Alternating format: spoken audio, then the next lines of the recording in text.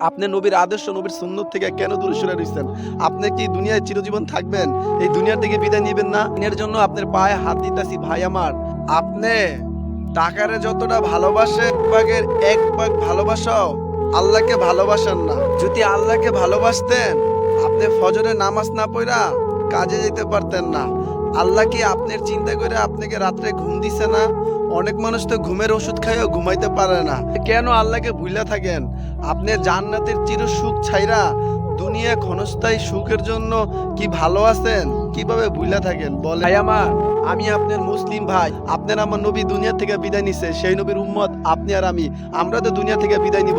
এই পৃথিবীতে যদি কেউ থাকতো, আপনার আমার নবী দুনিয়ায় থাকতো, সেই নবী নাই। স্ত্রী সন্তানের জন্য, সম্পদের জন্য নামাজ কালাম ছাইরা কইরা তাদের খাওয়াইতেছেন না। তারা আপনার গুনার ভাগ নিবে না ভাই। আল্লাহর রাস্তায় আল্লাহ মুখী হন ভাই। আপনি দয়া করে আল্লাহ মুখী হন। আপনি আল্লাহকে যদি ভালোবাসেন, টেকার পিছে না ছুটটা আল্লাহর পিছে ছুটেন। টেকার পিছে না ছুটটা নবীর সুন্নত আদর্শ মাইনা চলেন।